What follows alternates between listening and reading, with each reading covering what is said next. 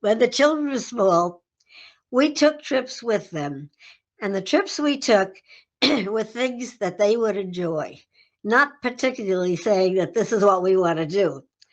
Uh, we went to all the kiddie parks which were around. And New York had a lot of those. Uh, uh, North Pole and all these. There were a lot of them that they had, and that we took them to, which they enjoyed doing. And then we also, as they got a little older, we went places where they would learn something. I can say they said, "Once a teacher, always a teacher."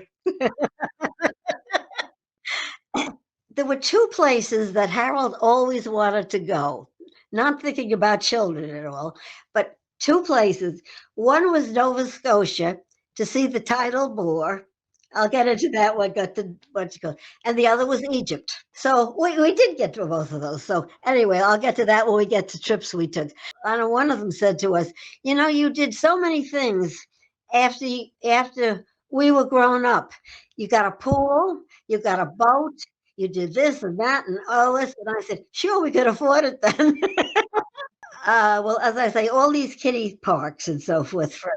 Then when they got older, we took them like to Washington, D.C. We thought that was good, that they should see that. And after they saw that, every second year about they wanted to go to Washington. They loved it. Oh, to see the Liberty Bell. What town?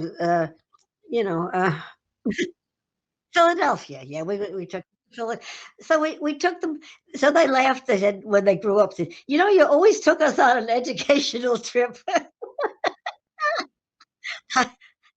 That's what happens when you have parents who are teachers.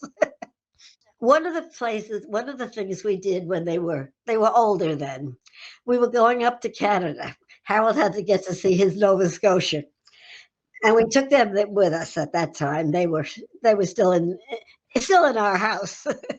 And we went there. And before we went, Harold wrote to some chamber of commerce someplace in Canada, and he said that we were coming up as a family. And he said, he wrote and he said, "My wife and I are both educators, and we're bringing our children." I think one was in high school and one was in college. Or they were older anyway. "Can you give us names of places we could take our children, where not just the plain touristy things?" He got letters back from about 20 something different industries and so forth in Canada. So so Harold wrote ahead and found out if we could come as a family and visit these places. So we saw, all kinds of factories and, oh, very interesting places, which you can't get in unless you had done some crazy things like we did.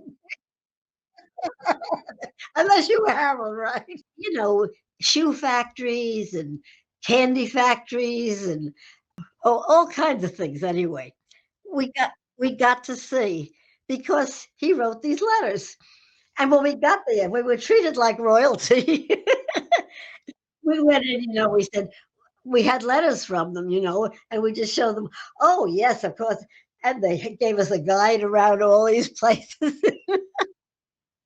So see what can be done and what you can do and see if you just take the time to try it. I don't know whether things like that would work today. I can remember when we went to Hershey, Pennsylvania, the chocolate. In those days, you would go right up to the big bins of chocolate. Today, you just see a movie on it. You could have gone, but of course, no, I don't think anybody did. If you want to go someplace like, nice, see something special, if you write a letter, Howell wrote a lot of letters, but it paid off. We got to see things which we never would have. Of course, when they were growing up, they loved Washington, and we'd say, "Well, where would you like to go for this vacation?" A couple times, I think 3 times we took them to Washington. Is where they wanted to go. That's why when they were that age, we took our children to these kiddie parks and things, which they enjoyed. We got away for a vacation. I mean, that was fun. Uh, but that's what we did. And I think we took them 3 times, but we hadn't planned on taking them 3 times, but so what? I mean, it was a vacation for us. The family was all together, you know? They weren't going here, there, and the other place.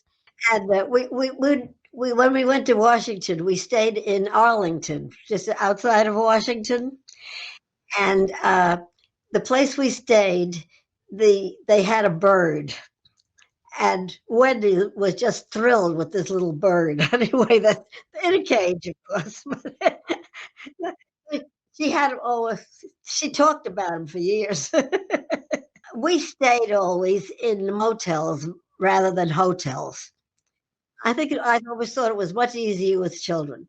I mean, a motel is fine. You can park your car right there. You don't have to go up in an elevator. When we were going to stop for the night, we would stop, as I say, in motels rather than hotels, which we all enjoyed very much. And when we would look, when it got time to stop they would look. Wait a minute, that one had the swimming pool. We have to stop at one with a pool.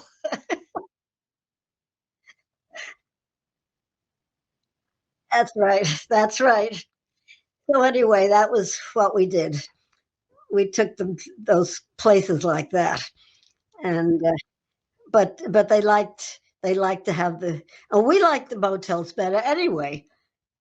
Even after we didn't have children, it still was nicer for us, especially when we were driving every place, when we were driving cross country.